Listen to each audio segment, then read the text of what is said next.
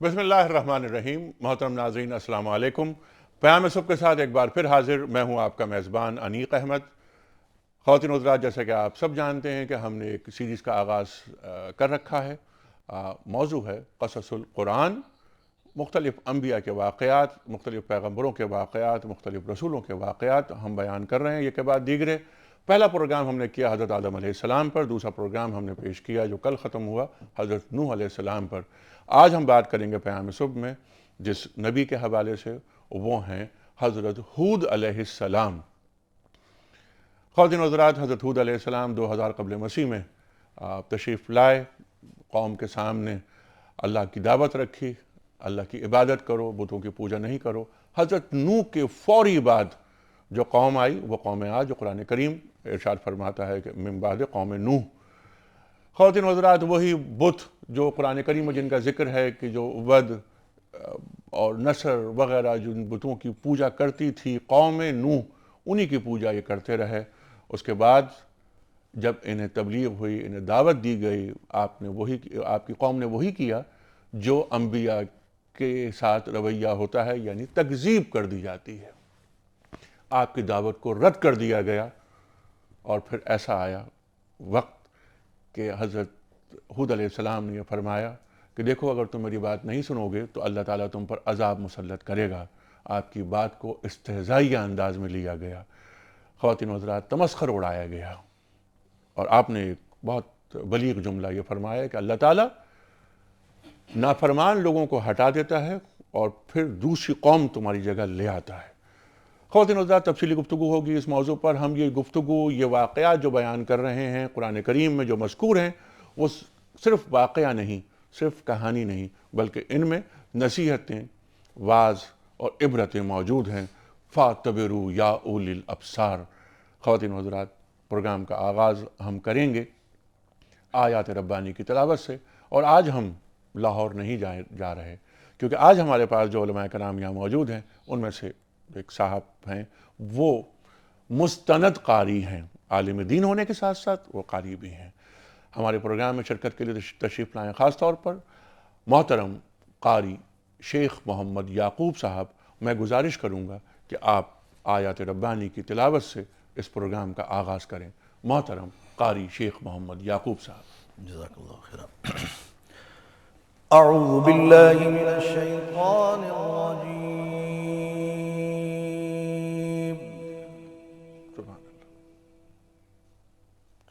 بسم اللہ الرحمن الرحیم۔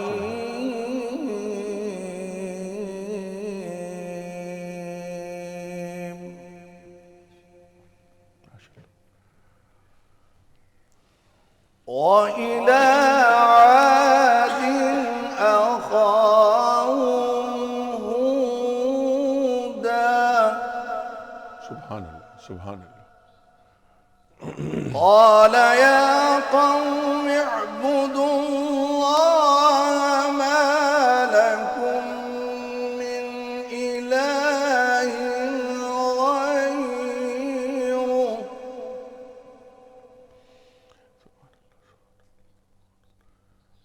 إِنْ أَنْتُمْ إِلَّا مُفْتَرُونَ۔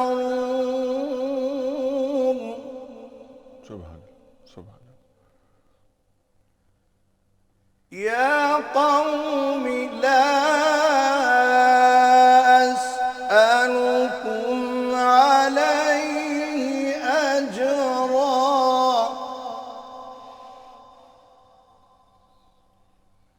إِنْ أَجْرِيَ إِلَّا عَلَى الَّذِي فَطَرَنِي أَفَلَا تَعْقِلُونَ۔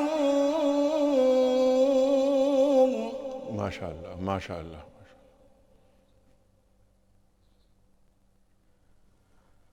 وَيَا قَوْمِ اسْتَغْفِرُوا رَبَّكُمْ ثُمَّ تُوبُوا إِلَيْهِ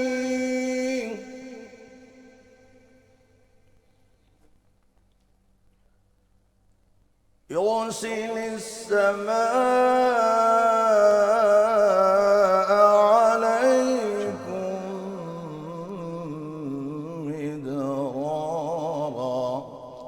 سبحان اللہ سبحان اللہ. يرسل السماء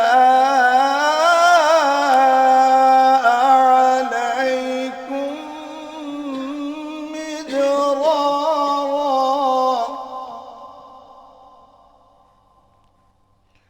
ويزدكم قوة إلى قوتكم ولا تتولوا مجرمين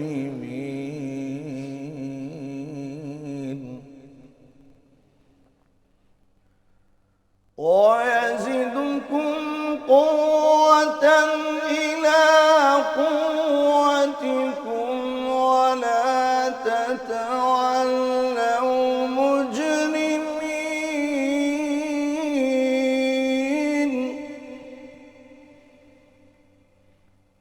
صدق اللہ العظیم.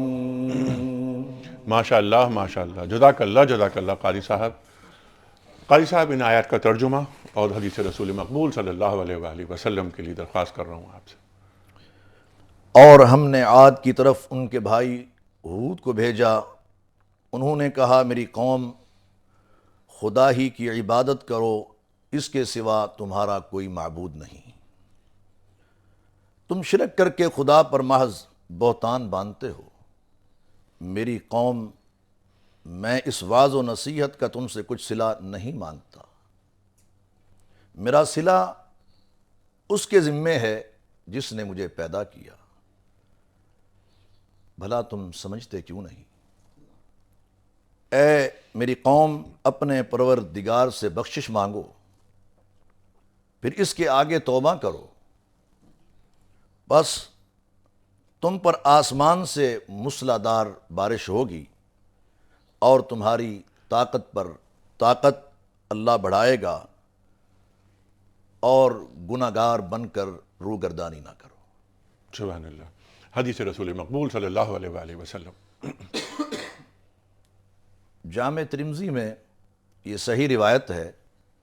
سیدنا ابو بکر صدیق رضی اللہ تعالی عنہ اللہ کے نبی محمد الرسول اللہ صلی اللہ علیہ وسلم سے عرض کرنے لگے، اللہ کے حبیب آپ تو بوڑھے ہو چکے ہیں. اللہ کے نبی صلی اللہ علیہ وسلم نے فرمایا، ہاں مجھے ہود نے، واقعات نے، والمرسلات نے، عما یتساءلون اور اذا الشمس کورت ان صورتوں نے بوڑھا کر دیا ہے.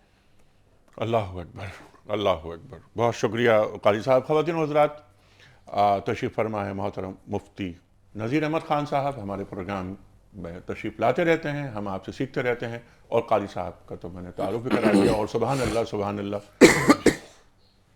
قرآن کریم کی تلاوت کی جو سعادت اور جو شرف آپ کو حاصل ہوا، اور ہمیں سننے کا جو شرف حاصل ہوا، سبحان اللہ. قاری صاحب نے پاکستان میں پڑھا اور پاکستان کے باہر پڑھا. سعودی عرب سے آپ فارغ التحصیل ہے، وہاں پڑھنے کے لیے تشریف لے گئے.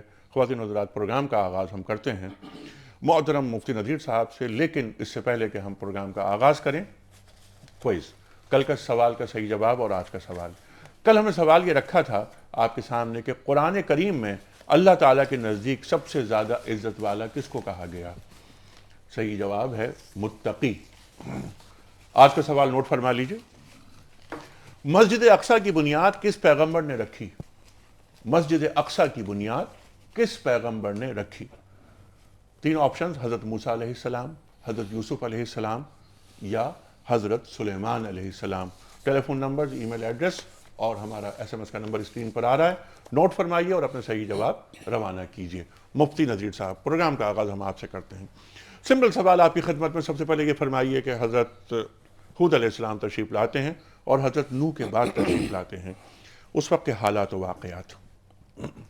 قرآن کریم میں قوم عاد کا جب ذکر ہوتا ہے تو قرآن کریم میں عادن الاولی، کہیں ارم ذات العماد التي لم يخلق مثلها في البلاد. مؤرخین کرام جیسے تاریخ و ارض القرآن علامہ سید سلیمان ندوی رحمہ اللہ کی کتاب ہے، وہ انہوں نے باقاعدہ تاریخ کو اور ثبوتوں کو سامنے رکھ کے انہوں نے یہ کہا ہے کہ عرب کی دو قسمیں، ایک عرب عاربہ اور ایک عرب مستعربہ۔ یعنی عرب بعض وہ خالص عرب ہیں جو عرب کے ریگستانوں سے نکل کر شام، عمان اور ان علاقوں میں آباد ہوئے، اور وہ خالصتاً عرب تھے، لیکن وقت کے ساتھ ساتھ یہ لوگ ختم ہو گئے۔ انہی میں عاد، سمود، جرہم، لحیان، جدیس، یہ جو قومیں ہیں یہ ان میں آتی ہیں۔ ٹھیک۔ قوم عاد عرب کے ریگستانوں سے نکل کر یہ لوگ جو آباد ہوئے، قرآن کریم میں سورہ احقاف یہ حقفن کی جمع ہے، اس کے معنی ہے یعنی ریت کے پہاڑ۔ یہ لوگ حضرموت کے شمال میں، یمن، عمان، شام، یہ جو سرسبز و شاداب علاقے ہیں ان پہ ان کا قبضہ تھا۔ اور قرآن کریم میں بھی ہے امدکم بانعام و بنین و جنات و عیون، اللہ تعالیٰ نے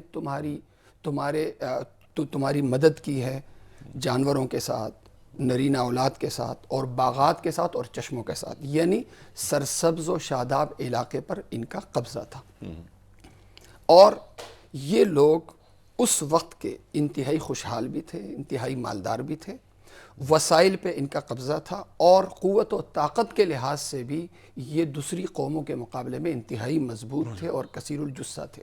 من اشد منا قوہ، من اشد منا قوہ، بلکہ قرآن کہتا ہے ارم ذات العماد التی لم یخلق مثلها فی البلاد، اس جیسی قوم اس وقت کے شہروں میں کوئی اور اس طرح کی قوت و طاقت والے پیدا نہیں تھے۔ ٹھیک۔ تو قوت و طاقت کے لحاظ سے، وسائل کے لحاظ سے، ہر لحاظ سے اللہ تعالیٰ نے ان کو سب سے اوپر رکھا ہوا تھا۔ لیکن یہ لوگ مال و دولت پر قبضے کی وجہ سے غرور میں مبتلا ہوئے، بجائے اس کے کہ اللہ تبارک و تعالیٰ کی نعمتوں کی شکر گزاری کریں، یہ ناشکری میں مبتلا ہوئے، اور وسائل پر قابض ہونے کی وجہ سے غرور اس حد تک بڑھا کہ اللہ تعالیٰ کا بھی انکار کیا، اور کسی کو خاطر میں بھی نہیں لاتے تھے، کہتے تھے من اشد منا قوہ، قوت و طاقت کے لحاظ سے کیا ہم سے بڑھ کر بھی کوئی ہو سکتا ہے؟ پوری دنیا میں ہم سے بڑھ کر بھی کوئی ہو سکتا ہے۔ بلکہ یہاں تک جب حضرت ہود علیہ السلام نے ان کو نصیحت کی کہ دیکھو تم سے پہلے حضرت نوح علیہ السلام کی قوم کو اللہ تعالیٰ نے برباد کیا ان کی بدعمالیوں کی وجہ سے، تمہارے پاس وسائل اگر خوب ہوں لیکن اگر تمہارے اعمال اچھے نہ ہوئے تو اللہ تبارک و تعالیٰ تمہیں بھی برباد کر دے گا۔ ان کا جواب کیا تھا؟ وَمَا نَحْنُ بِمُعَذَّبِينَ، ہم پہ عذاب آ ہی نہیں سکتا۔ کیوں؟ اس لیے ہم پہ عذاب نہیں آ سکتا کہ ہم بہترین معمار ہیں، انجینئرنگ میں اور فن تعمیر میں ہم انتہائی ماہر ہیں، ہم نے اپنے لیے تعمیرات اس طرح کی ہوئی ہیں، حفاظت کا سامان ہم نے اس طرح کیا ہوا ہے کہ اگر اللہ تعالیٰ کا عذاب آئے گا بھی، یا کوئی غیبی عذاب یا قدرت کا کوئی عذاب یا حالات آئیں گے بھی، تو حالات کے مقابلے کے لیے ہمارے پاس وسائل بھی ہیں اور مضبوط تعمیرات بھی ہیں۔ تو قرآن کریم میں تتخذون مصانع لعلکم تخلدون یہ ذکر ہے۔ تو اسی طرح ارم ذات العماد، تعمیروں والے، ستونوں والے، عمارتوں والے، تو قرآن کریم نے اس کے ساتھ ان کا ذکر کیا ہے۔ بالکل ٹھیک۔ قاری صاحب، جو عذاب کی بات حضرت ہود علیہ السلام نے انہیں ڈرایا، دعوت پیش کی کہ اللہ تعالیٰ کی دعوت یہ قبول کرو، بتوں کی پوجا نہیں کرو، تو حضرت نوح علیہ السلام کی قوم نے جو حضرت نوح کے ساتھ کیا وہی سلوک حضرت ہود علیہ السلام کے ساتھ ہوا۔ کیا آپ کو عذاب لانا ہے لے آئیں اور ہمارا قصہ پاک کریں، آپ کیا ڈرا رہے ہیں ہمیں عذاب سے؟ یہ ان کی قوم نے بتایا جو قرآن کریم ارشاد فرماتا ہے۔ یہ ایک رویہ رہا۔ تو اس پر ایک میں آپ سے پہلی بات یہ چاہتا ہوں کہ اس پر بات کریں آپ کہ یہ جو رویے ہوتے ہیں انبیاء کی دعوت کے بعد جو رد کیا جاتا ہے، یہ رویے کیوں ہوتے ہیں، اور کون لوگ خاص طور پر آپ کی دعوت کو، انبیاء کی دعوت کو قبول کرتے ہیں؟ بسم اللہ الرحمن الرحیم۔ دیکھیے، سب سے پہلے بنیادی بات یہ ہے کہ اللہ تبارک و تعالی کسی بھی قوم کو عذاب میں اس وقت تک مبتلا نہیں کرتا جب تک کہ دلیل و برہان اور حجت مکمل نہ ہو جائے۔ سبحان اللہ۔ نوح علیہ السلام کی صورتحال یہ تھی کہ رب انی دعوت قومی لیلا و نہارا، دن اور رات نوح علیہ السلام نے دعوت دین کا، اصلاح عقیدہ کا، تربیت انسانی کا کام بھرپور انداز میں کیا۔ الف سنۃ الا 50 عاما، 950 سال انہوں نے دعوت پیش کی ہے، کیونکہ نوح علیہ السلام کے بعد ہود علیہ السلام تشریف لائے ہیں قوم سمود سے پہلے، اسی لیے عادن الاولا قرآن مجید میں ان کا ذکر اور تذکرہ آیا ہے۔ تو ہود علیہ السلام نے بھی دعوت، تربیت، واعظ و ارشاد اور وہ دعوت جو تمام انبیاء نے دی ہے، وَلَقَدْ بَعَثْنَا فِي كُلِّ أُمَّةٍ رَسُولًا أَنِ اعْبُدُوا اللَّهَ وَاجْتَنِبُوا الطَّاغُوتَ، جس طرح آپ نے ابتدا میں ماشاءاللہ یہ فرمایا ہے کہ انہوں نے بتوں کی پوجا شروع کر رکھی تھی، اور وہی بت جو حضرت نوح علیہ السلام کی قوم پوج رہی تھی جی۔ اچھا، اب انہوں نے بتوں کی پوجا شروع کر دی۔ نوح علیہ السلام کے دور میں جو سلسلہ تھا شرک کا، کفر کا، بغاوت کا اور انبیاء کی تکذیب کا، تو یہ کام انہوں نے بھی شروع کر دیا۔ ٹھیک، تو اللہ تبارک و تعالی نے ہود علیہ السلام کو بھیجا، انہوں نے واعظ و ارشاد وَإِلَىٰ عَادٍ أَخَاهُمْ هُودًا قَالَ يَا قَوْمِ اعْبُدُوا اللَّهَ مَا لَكُم مِّنْ إِلَٰهٍ غَيْرُهُ، کہ زمین و آسمان میں اللہ کے علاوہ کوئی الہ ہے ہی نہیں، عبادت کے قابل اور لائق ہے ہی نہیں، جن بتوں کو تم پوج رہے ہو یہ تمہیں کچھ دینے والے بھی نہیں ہیں۔ تو ہود علیہ السلام نے پہلے اتمام حجت کیا ہے اور انہوں نے دعوت دی ہے، پھر انہوں نے دعوت قبول کرنے کے جو ثمرات اور نتائج ہیں ان کی بشارت بھی دی ہے، اور پھر اس کے ساتھ ساتھ جو وہ کوتاہیاں کر چکے تھے، جو غلطیاں ان سے سرزد ہو چکی تھیں، تو اس سلسلے کے اندر بھی ہود علیہ السلام نے ان کو ایک لاہ عمل دیا ہے، جو لاہ عمل اللہ رب العالمین نے نازل کیا۔ وَيَا قَوْمِ اسْتَغْفِرُوا رَبَّكُمْ ثُمَّ تُوبُوا إِلَيْهِ يُرْسِلِ السَّمَاءَ عَلَيْكُمْ مِدْرَارًا، تو وَيَزِدْكُمْ قُوَّةً إِلَىٰ قُوَّتِكُمْ وَلَا تَتَوَلَّوْا مُجْرِمِينَ۔ تو ہود علیہ السلام نے ان کو یہ راستہ بتایا کہ جو تم پہلے کر چکے ہو اس کا حل یہ ہے کہ توبہ و استغفار کر لو۔ اس کا فائدہ کیا ہوگا؟ ایک تو وہ فائدہ ہے جو سورہ نوح کے اندر ہے، استغفروا ربکم انہ کان غفارا۔ پہلا فائدہ یہ ہے کہ اللہ گناہوں کو معاف فرما دے گا۔ یرسل السماء علیکم مدرارا، آسمان سے بارش برسائے گا اور پانی کی قلت ختم ہوگی۔ جس طرح آج ہمارا ملک پاکستان بھی پانی کی قلت میں ہے، تو بارشیں بہت کم ہو رہی ہیں، ہوتی ہیں تو تباہ کن ہوتی ہیں۔ یرسل السماء علیکم مدرارا، نفع بخش بارش اللہ برسائے گا۔ وَيُمْدِدْكُمْ بِأَمْوَال، مال میں اضافہ ہوگا۔ وَبَنِین، اللہ بیٹے تمہیں عطا کرے گا۔ وَيَجْعَلْ لَكُمْ جَنَّاتٍ وَيَجْعَلْ لَكُمْ أَنْہَارًا، پھر اللہ تبارک و تعالی آخرت کے اندر جنت دے گا۔ یہاں بھی جس طرح نوح علیہ السلام نے فوائد بتائے تھے توبہ و استغفار کے، اسی طرح انہوں نے بھی رجوع اللہ کا درس دیا اپنی قوم کو کہ آپ پلٹ آئیں۔ تو کیا ہوگا؟ یرسل السماء علیکم مدرارا، آسمان سے بارش برسے گی۔ وَيَزِدْكُمْ قُوَّةً إِلَىٰ قُوَّتِكُمْ، یہ قوم جو اپنے آپ کو ناقابل تسخیر سمجھتی تھی تو انہوں نے یہ کہہ دیا کہ تمہاری قوت میں، چونکہ یہ قوت کا حصول ان کی بڑی کمزوری تھی۔ وہ ٹھیک ہے کہ انجینئرنگ میں آگے تھے اور ان کی صورتحال یہ تھی کہ بڑے بڑے آرکیٹیکٹ ان کے اندر موجود تھے، سول انجینئر موجود تھے، فن تعمیر کے بڑے بڑے ان کے جو ہے نا جی لوگ موجود تھے، اور تعمیرات کے اندر انہوں نے جو نام کمایا ہے، دنیا کی قوم کوئی قوم بھی آج تک وہ نام نہیں کما سکی۔ تو وَيَزِدْكُمْ قُوَّةً إِلَىٰ قُوَّتِكُمْ، تمہاری قوت میں اضافہ ہوگا، جسمانی قوت میں، معاشی قوت میں، اور تمہاری ٹیکنالوجی میں، یہ بھی اللہ تبارک و تعالی اضافے کر دے گا، لیکن شرط یہ ہے کہ تم اپنے گناہوں کی معافی مانگو۔ اور یہاں بھی جو اہم ترین نقطہ ہے وہ یہ ہے، وہ جو اپنے آپ کو بہت بڑا مہذب سمجھتے تھے، اور یہ قوم اپنے آپ کو تہذیب و تمدن کی سمجھ لیجئے کہ سمجھتے تھے کہ ہم معراج پر پہنچ چکے ہیں، ان کی پستی اور ذلت کی انتہا یہ تھی کہ یہ اللہ کے ساتھ شرک کرتے تھے۔ اور معاشرے کے اندر سب سے بڑا کوئی اگر جرم ہے اور ظلم ہے تو وہ اللہ کے ساتھ شرک ہے۔ اسی شرک اور کفر کو مٹانے کے لیے انبیاء علیہ السلام آئے۔ نوح علیہ السلام کا مقصد بھی یہی تھا اور ہود علیہ السلام کا مقصد بھی یہی تھا۔ تو انہوں نے اپنی قوم پر اتمام حجت کیا ہے، انہوں نے اپنی قوم کو دین کی طرف بلایا ہے، انہوں نے دلائل و براہین بتلائے ہیں، پھر جا کے عذاب سے ڈرایا ہے۔ تو انہوں نے کیا کیا؟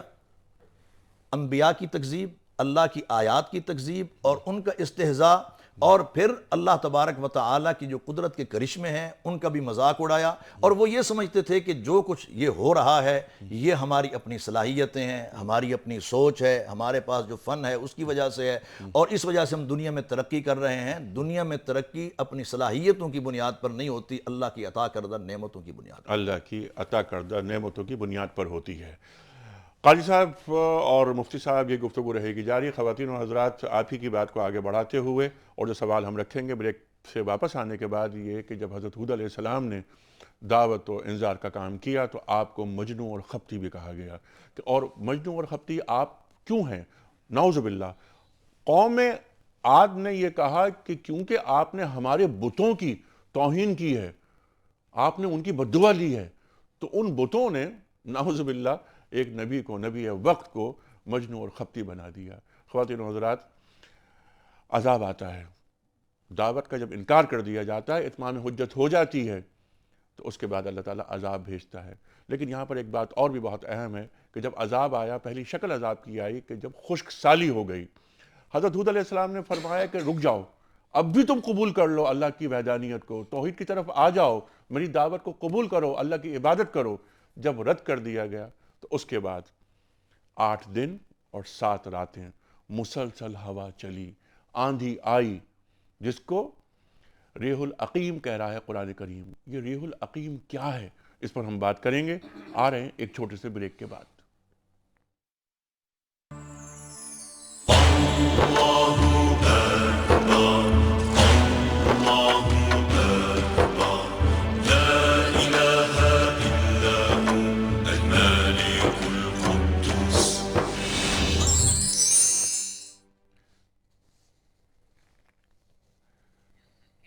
ویلکم بیک خواتین و حضرات، پیام صبح میں ایک بار پھر خوش آمدید۔ تشریف فرمائے محترم مفتی نذیر احمد خان صاحب، اور آپ کے ساتھ تشریف فرمائے محترم قاری شیخ محمد یعقوب صاحب۔ گفتگو ہو رہی ہے آج قصص الانبیاء کی سیریز میں حضرت ہود علیہ السلام پر۔ خواتین و حضرات، یہ موضوع حضرت نوح علیہ السلام کے بعد حضرت عاد علیہ السلام، ان کی قوم، حضرت ہود علیہ السلام تشریف لائے، بنو عاد کا قبیلہ قوم عاد سامنے آئی، اور اس پر جو گفتگو، بنیادی گفتگو، وہ بریک سے قبل ہو گئی۔ اب جو گفتگو ہوگی اس کو ہم ذرا سا آگے بڑھائیں گے کہ وہ جو عذاب، جو کہ 8 دن اور 7 راتیں، یہ کس طرح اللہ تعالیٰ کا عذاب آیا، اور اس سے پہلے جب خشک سالی آئی تو حضرت ہود علیہ السلام نے انہیں ایک بار پھر کہا کہ دیکھو اب بھی وقت ہے، تم اب بھی دعوت قبول کر لو۔ اس پر ہم گفتگو کریں گے، لیکن ایک بار پھر میں آپ کے سامنے آج کا سوال ریپیٹ کرتا ہوں اور کل کے سوال کا درست جواب بتاتا ہوں۔ کل ہم نے سوال رکھا تھا کوئی اس کمپٹیشن میں کہ قرآن کریم میں اللہ تعالیٰ کے نزدیک سب سے زیادہ عزت والا کس کو قرار دیا گیا ہے؟ صحیح جواب ہے متقی۔ آج کا سوال نوٹ فرما لیجئے، مسجد اقصیٰ کی بنیاد کس پیغمبر نے رکھی؟ 3 آپشنز، حضرت موسیٰ علیہ السلام، حضرت یوسف علیہ السلام، یا حضرت سلیمان علیہ السلام۔ فون نمبر ہے ہمارے 021-345-27009، 021-345-2861۔ ہمارا ای میل ایڈریس ہے ps@duniatv.tv، اور آپ ہمیں SMS کے ذریعے اپنا درست آپشن روانہ کرتے ہیں، اور SMS کا نمبر ہے 3031۔ مفتی نذیر صاحب، فَكَيْفَ كَانَ عَذَابِي وَنُذُرِ، اللہ تعالیٰ فرماتا ہے کہ چکھ لیا میرا عذاب اور میرا ڈرانا دیکھ لیا، اس پر ذرا گفتگو فرمائیے آپ۔ عذاب کے حوالے سے ظاہر ہے ان کا بار بار یہی کہنا تھا کہ وَمَا نَحْنُ بِمُعَذَّبِينَ، ہم پہ تو عذاب آ ہی نہیں سکتا، ہمارے وسائل ہیں، ہمارا سب کچھ ہے، ہم حفاظتی سامان جانتے ہیں، حالات کا مقابلہ جانتے ہیں۔ پیغمبر پاک صلی اللہ علیہ وسلم کی پیشن گوئی کے مطابق عذاب ان پہ اس طرح آیا بقول البدایہ والنہایہ کہ 3 سال تک شدید قحط سالی ہوئی، بارش بند ہوئی، زمینیں خشک ہو گئی۔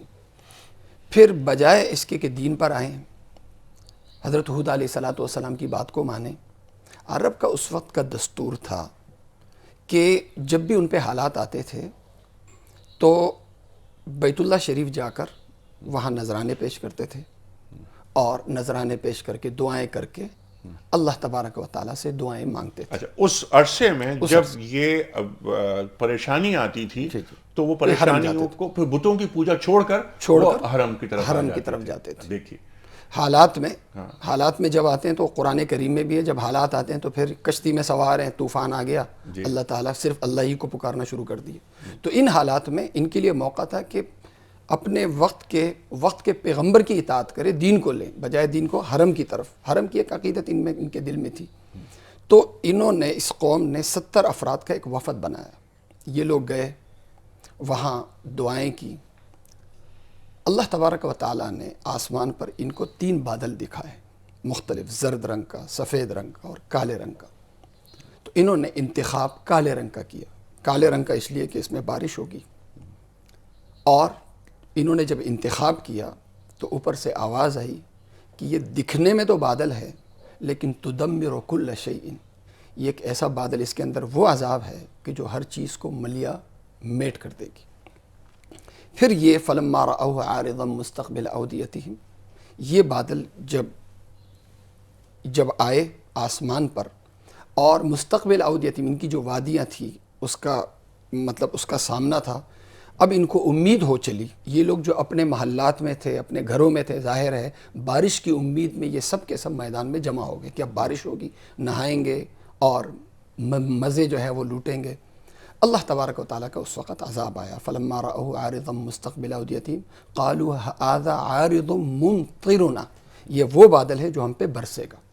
اللہ تبارک و تعالیٰ وہ جو عذاب، وہ جو بادل تھے اس کے اندر آگ تھی، وہ آگ برسی اور پھر تیز ترین آندھی آئی اور انتہائی گرم لو چلی. اب یہ جو لو اور ہوا کا جو عذاب ہے، قرآن کریم نے اسے مختلف الفاظ میں قرآن کریم نے بیان کیے. کہیں ہے ریحاً سرسراً فی یوم نحس مستمر، ریحاً سرسراً یعنی تیز ترین ہوائیں، کہیں عاتیہ کا لفظ یعنی سرکش ہوائیں، کہیں ریح العقیم ہے، الریح العقیم تو بانجھ کرنے والی یعنی سخت ترین تیز ترین ہوائیں. بہرحال اللہ تبارک و تعالیٰ نے تیز ترین ہوائیں اس قوم پہ چلائیں. وہ تیز ترین ہوائیں یوں تھی تنزع الناس، وہ ہوائیں جو ہے لوگوں کو کھینچتی تھی، اٹھاتی تھی، اوپر آسمان پہ لے جاتی تھی اور اوپر سے پٹک دیتی تھی. اور پھر یہ لوگ اس طرح برباد ہوئے. قرآن کریم کہتا ہے کہ ان کی لاشیں زمین پہ اس طرح پڑی ہوئی تھی کأنہم اعجاز نخل منقعر، جیسے کھجور کے اکھڑے ہوئے، یہ درختوں کے اکھڑے ہوئے جیسے تنے ہوتے ہیں، اس طرح ان کی لاشیں زمین پہ پڑی ہوئی تھی. ٹھیک ہے، یعنی یہ ہوتا ہے اللہ تعالیٰ کے نمائندے کی دعوت کو رد کرنے کے جواب میں اتمام حجت کے بعد اللہ تعالیٰ کی جانب سے عذاب. ارسلنا علیہم الریح العقیم، قرآن کریم ارشاد فرماتا ہے. مفتی صاحب جو آپ نے بات فرمائی، میں چاہتا ہوں ذرا اس پر بات کیجئے کہ یہ جو ریح العقیم ہے، یہ ریح العقیم کیا تھی اور اس سے پہلے خشک سالی جو انہوں نے دیکھی، اور حضرت ہود علیہ السلام نے فرمایا کہ دیکھو اب بھی وقت ہے، باز آ جاؤ، ادروائز کیا ہوگا کہ اللہ تعالیٰ تمہاری جگہ تم پر عذاب مسلط کرے گا اور تمہاری جگہ نئی قوم لے آئے گا. اللہ تعالیٰ کسی قوم پر عذاب مسلط کر کے نئی قوم کیسے لاتا ہے؟ اس کی جو حکمت ہے، اس کی جو ایک درس اور جو نصیحت اللہ تعالیٰ قرآن کریم میں دے رہا ہے ہمیں، وہ کیا ہے؟ اور ریح العقیم پہ ذرا گفتگو فرمائیے. دیکھیے جی، جب اللہ کے نبی نے دعوت ان کو پیش کی اور دعوت کے نتیجے میں انہوں نے انکار کیا، تو انہوں نے یہ بتا دیا تھا کہ اب عذاب تم پہ نازل ہونے والا ہے. اور وہ عذاب اس کی جب ابتدا ہوتی ہے تو وہ قحط سالی سے ہوتی ہے. قحط سالی کا عذاب ان کو کیوں اور کس لیے دیا گیا؟ اس لیے کہ وہ شاداب علاقے میں رہتے تھے، باغات ان کے پاس تھے اور سبزہ ان کے ہاں موجود تھا. جہاں وہ فن تعمیر میں ماہر تھے وہاں زراعت میں بھی بہت ترقی کر چکے تھے. تو باغات کا ہونا، فصلوں کا ہونا، ہریالی کا ہونا، زمینوں کا بنجر نہ ہونا، یہ ان کے پاس بہت بڑی نعمت تھی. ٹھیک ہے، اور اسی نعمت کو ہم چھین لیں گے. اچھا، جب یہ نعمت چھینی گئی تو تب بھی ان کو عقل نہ آئی. اللہ تعالیٰ نے یہ نعمت چھین کے ان کو یہ اشارہ دیا قحط سالی کی وجہ سے کہ تم واپس پلٹ آؤ، اس لیے کہ لعلہم یرجعون، تاکہ وہ اپنے حق کی طرف، حقیقت کی طرف، توحید کی طرف، نبی کی اطاعت کی طرف واپس پلٹ آئیں. ٹھیک. تو کیونکہ ان کی عقل جو ہے وہ شرک کی وجہ سے کام نہیں کر رہی تھی، اس لیے انہوں نے اس کو بھی قبول نہیں کیا. انہوں نے یہ سمجھا کہ شاید یہ موسمی حالات ہیں، اب موسموں کو تبدیل کرنے والی بھی ذات تو اللہ کی ذات ہے. انہوں نے سمجھا کہ یہ شاید موسمی تبدیلی ہے، اس تبدیلی کی وجہ سے شاید یہ معاملہ ہو چکا ہے، قحط آ چکا ہے، 3 سال آیا ہے تو آگے پھر معاملہ باغ و بہار والا ہوگا. لیکن جوں دن بدلتے گئے اللہ کا غیظ و غضب اس میں اضافہ ہوتا چلا گیا. پھر ایک وقت ایسا بھی آیا کہ اللہ رب العالمین نے ان کے اوپر ہوائیں چلائی ہیں، ایسی ہوائیں جو ریزہ ریزہ کر کے رکھ دینے والی ہیں، ایسی ہوائیں جو جڑوں سے اکھیڑ کے رکھ دینے والی ہیں، اور ایسی ہوا کہ جس کے اندر برودت یعنی ٹھنڈک بھی تھی. اور آپ یہ دیکھ لیجئے کہ جتنے بھی یہ شمالی علاقہ جات ہیں، گلیشیئر کے علاقے ہیں، وہاں پر جب سردی زیادہ پڑتی ہے اور سرد ہوائیں چلتی ہیں تو وہ بھی جسم کے لیے موزوں اور مناسب نہیں ہوتی. تو یہ ہوائیں تیز بھی تھیں، ٹھنڈی بھی تھیں، گرم بھی تھیں، اور اس کے اندر لو بھی تھی اور اس کے اندر برودت بھی تھی. تو یہ اس قسم کے حالات ان کے لیے پیدا ہو گئے تھے کہ ان کے جسم ان کا ساتھ چھوڑ گئے. پھر جو اللہ تبارک و تعالیٰ نے یہ فرمایا کہ انہم اعجاز نخل خاویہ، کہ وہ جو کھجوروں کے کھوکھلے تنے ہیں ان کی طرح وہ گرے پڑے تھے. یعنی جب ہوائیں تیز چلتی ہیں تو جس طرح کھجوروں کے درخت اپنی بنیادوں اور جڑوں سے اکھڑ کر نیچے گر پڑتے ہیں, اسی طرح وہ گر پڑے. اور یہاں ایک بڑا لطیف کنایہ اللہ تبارک و تعالیٰ نے بیان فرما دیا ہے.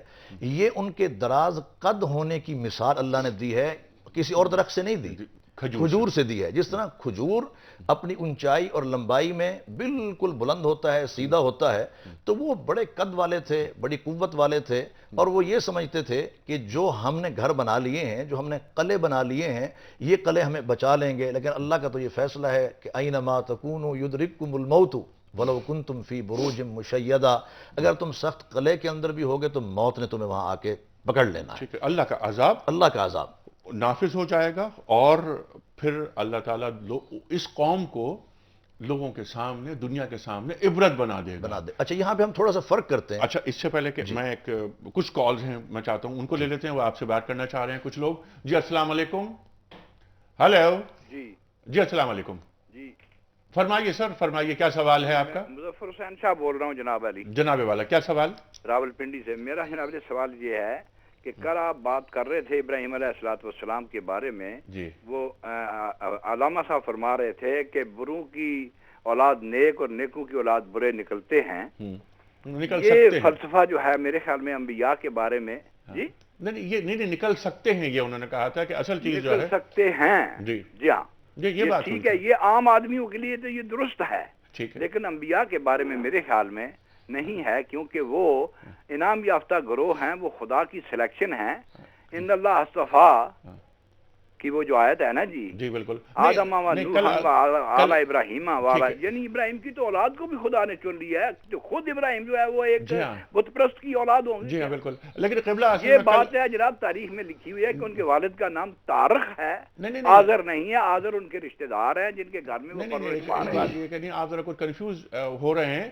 کل ہم نے بات کی حضرت نوح علیہ السلام پر. نہیں, وہ بھی بات آپ کی جو ہے اب میری بات سن لیجیے, میری بات سن لیجیے. اس کے بارے میں بھی لوگوں کا خیال یہ ہے کہ ان کی جو نافرمان بیوی تھی نا, جی, یہ بھی اسی کا بیٹا تھا. جی بالکل بالکل, یہ آپ کا سلبی بیٹا نہیں تھا.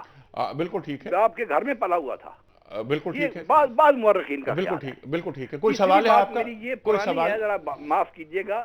وہ سلفی صاحب نے ایک تھوڑا سا غلطی کر کے سے جس کی آپ نے تصحیح فرما دی تھی, وہ تھا اولئک انعم اللہ من النبیین والی جو آیت ہے نا جی, انہوں نے کہا تھا جی انعمت علیہم کا مطلب صحابہ کبار ہیں, جبکہ قرآن نے اس کی دے دی ہے کہ وہ انبیاء, صلحاء, شہداء ٹھیک ہے وغیرہ ہیں. ٹھیک ہے بالکل. اچھا, کوئی سوال ہے آپ کے پاس؟ جی سوال میرا یہی تھا. اچھا یہ ٹھیک ہے, بالکل ٹھیک ہے. اچھا, اب کیونکہ وقت ہمارے پاس کم ہے تو میں چاہتا ہوں کہ اس پر ذرا گفتگو آپ فرمائیے. ایک آیت کا ٹکڑا, فَكَيْفَ كَانَ عَذَابِي وَنُذُرِ, یہ بہت اہم آیت ہے سورہ ہود کے حوالے سے اور اس واقعے کے حوالے سے. اس پہ میں چاہتا ہوں گفتگو فرمائیے. اللہ تعالیٰ فرما رہا ہے کہ تو چکھ لیا میرا عذاب اور میرا ڈرانا. تو یہاں کیا نصیحت اور کیا عبرت اللہ تعالیٰ اپنے بندوں کو فراہم کرنا چاہ رہا ہے؟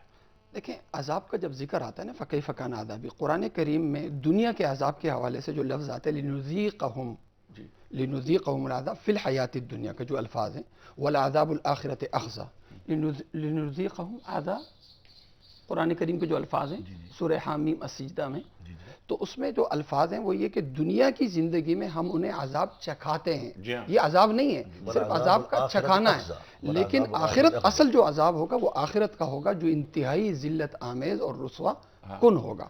تو یہاں اس آیت میں کیا بتانا چاہتے ہیں؟ فَكَيْفَ كَانَ عَذَابِي, دیکھ لیا میرا عذاب کیسے ہوتا ہے اور میرا ڈرانا کیسے ہوتا ہے.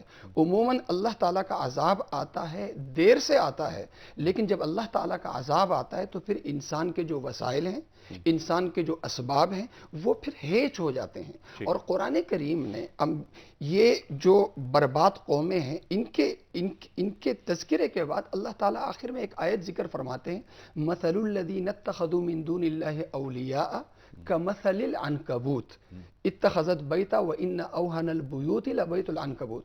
اللہ کو چھوڑ کر اسباب دنیا کو اختیار کیا, دنیا کا جو سامان ہے وہ سارا کچھ اکٹھا کر لیا، ظاہر میں سمجھے کہ ہم بڑے طاقتور ہیں، لیکن مثال ایسی ہے جیسے مکڑی کا جالا ہوتا ہے. مکڑی نے جالا بنایا، دکھنے میں اپنے ذہن کے اعتبار سے تو انتہائی طاقتور ترین جالا ہے کہ مکھی آئی پھنس گئی، اور مچھر آیا پھنس گیا، لیکن ایک جھاڑو کی دیر ہوتی ہے، ایک جھاڑو کے جو ہے کی مار سے وہ پورا جھالا ختم ہو جاتا ہے. اسی طرح انسان اپنے وسائل کے اعتبار سے اپنے آپ کو مضبوط سمجھتا ہے، مضبوط ہوتا نہیں ہے. ٹھیک ہے، مضبوط سمجھتا ہے، مضبوط ہوتا نہیں ہے. انسان کی اوقات کیا ہے؟ جی خلق من ماء دافق قرآن کریم ارشاد فرماتا ہے کہ تم انسان کیا ہے؟ جو گندے پانی سے پیدا ہونے والی مخلوق. اچھا، اب یہ کہ اس صورت کے حوالے سے، اس صورت کے حوالے سے میں یہی عرض کر رہا ہوں، قرآن کریم قوم عاد کا ذکر کرنے کے بعد قرآن کریم کہتا ہے وَلَقَدْ مَكَّنَّاهُمْ فِي مَا إِن مَكَّنَّاكُمْ فِيهِ وَجَعَلْنَا لَهُمْ سَمْعًا وَأَبْصَارًا وَأَفْئِدَةً فَمَا أَغْنَى عَنْهُمْ سَمْعُهُمْ وَلَا أَبْصَارُهُم وَلَا أَفْئِدَتُهُم مِّن شَيْءٍ. زمین میں جس طرح ہم نے ان کو ٹھکانہ دیا تھا، قوت و طاقت دی تھی، اسی طرح ہم نے تمہیں بھی دی. ان کو بھی ہم نے انسان بنایا تھا، ان کے بھی کان تھے، ان کی بھی آنکھیں تھیں، ان کے بھی دل تھے، لیکن جو ان چیزوں سے اصل مقصد تک جو رسائی تھی انہوں نے رسائی حاصل نہیں کی. پھر انہوں نے اپنی آنکھوں سے اور اپنے دلوں سے، یعنی سوچ بچار سے انہوں نے جو کچھ کیا ہوا تھا، پھر ان کی بنائی ہوئی چیزیں ان کے کام نہ آئی اور یہ دنیا سے مٹ گئے. سبق ہمیں ہے، سبق ہمیں ہے. سبق ہمیں کیا ہے؟ دیکھیں روح جب تک اللہ تعالیٰ کو ساتھ نہیں لوگے، دکھنے میں تم کتنی ہی ترقی کر لو، لیکن یہ ترقی پائیدار نہیں ہوگی، یہ خوشحالی پائیدار نہیں ہوگی.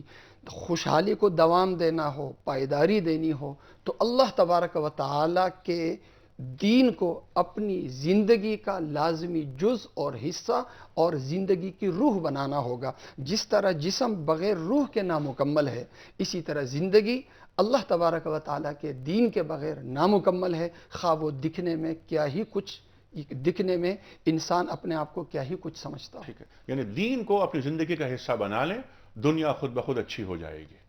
ٹھیک ہے مفتی صاحب؟ بالکل. شیخ صاحب، پروگرام کا آخری حصہ میں چاہتا ہوں اس پہ گفتگو آپ کی ہو کہ جو عذاب آیا 8 دن اور 7 راتیں، آندھی چلی، اس پہ گفتگو بہت ساری ہو گئی.